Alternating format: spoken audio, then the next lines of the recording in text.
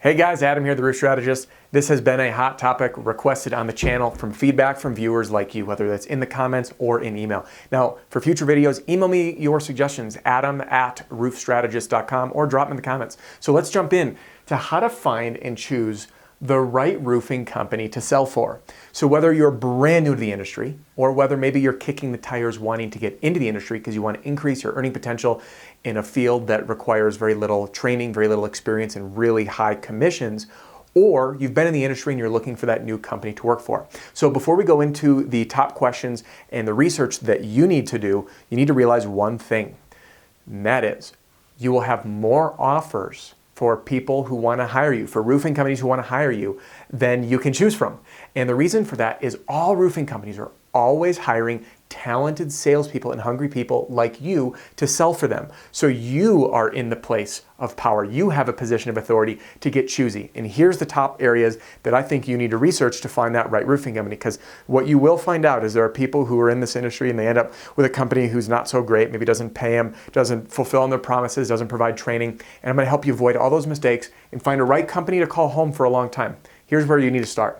Number one is your role, okay? Now you're gonna say, hey Adam, why in the world are we talking about my role in the company? Because I'm in sales. Well, guess what? There's a wide variety of differences on what that role can mean. Now, I've worked and consulted with companies all across the US, and everyone has a slightly different way of approaching things.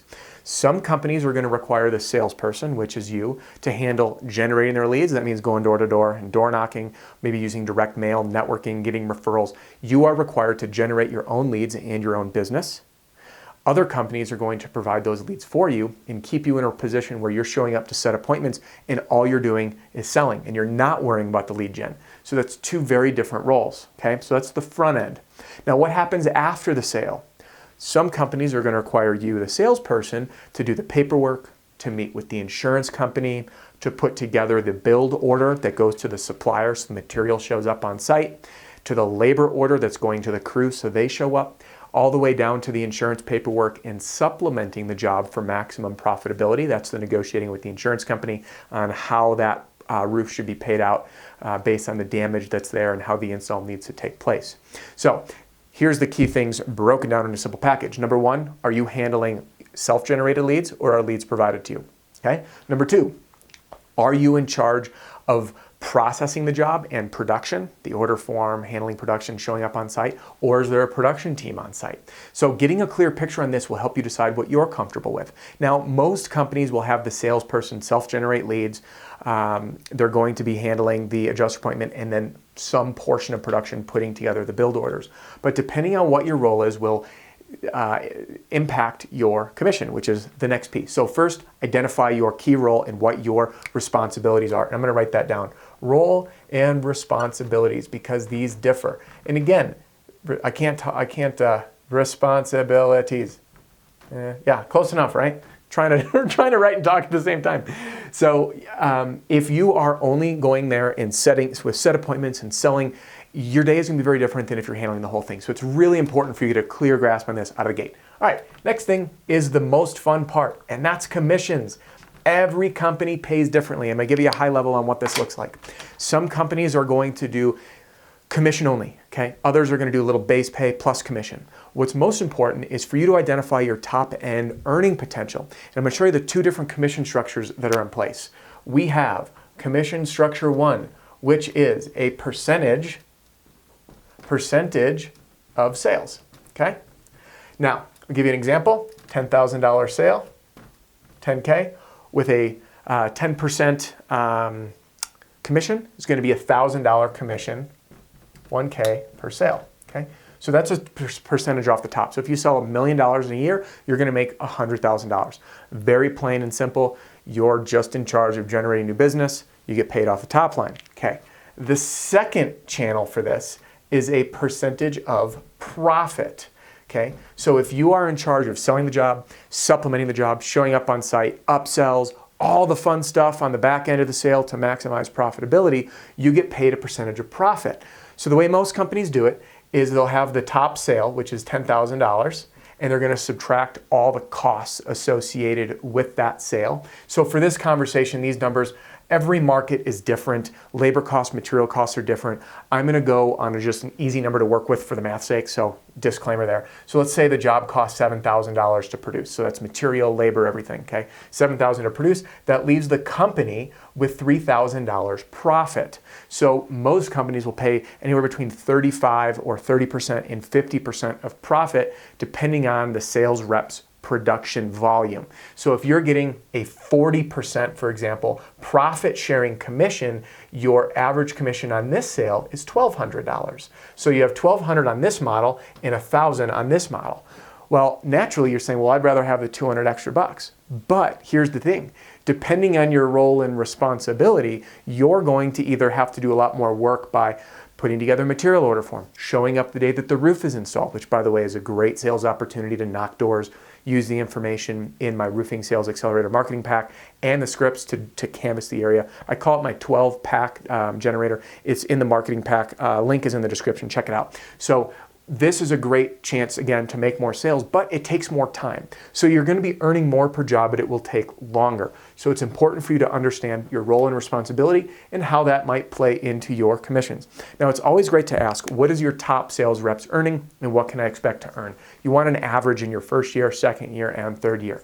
For me, my first year, I sold 1.4 million. I was hungry, I hustled, I networked, I landed a couple of commercial jobs, and that really helped me do well. Now, other folks might only do $500,000 a year. So it's important for you to have a crystal clear idea of what your earnings can be. All right, so I'm gonna erase this so we have room, and we are going to talk about, we are going to talk about the actual company's integrity. Now, this is something that most people don't really talk much about, and that is the actual company itself. It is up to you to do research. Look at Better Business Bureau for complaints. Look at Google reviews, Facebook reviews. Ask to see what customers they've served and how happy their customers are with them. If they have a whole lot of unhappy customers, it's going to raise a red flag, because there's nothing worse when you're in a sales role and you sell that roof and you say, Mr. and Mrs. Homeowner, we are going to do a bang up job for you. You're going to love it. And then the crew shows up and they do a horrible job. The next job you go to sell, you're not going to have that confidence in your actual company fulfilling on what they need to do. So questions on integrity. Do your research. Better Business Bureau, Google, Facebook. See if they have any testimonials that you can read or take a look at. Look into how long they've been in business, and just chat with them. Trust your gut on this one. You'll see and get a feel for how people respond. But these three areas are the three key areas that you need to do your research on: role, responsibilities, commissions, and integrity. Now, the other points, because this is again the three key areas, I'm going to write that down, 3 key areas. The other questions that you'll want to ask is this: earning potential. Some companies will offer bonuses.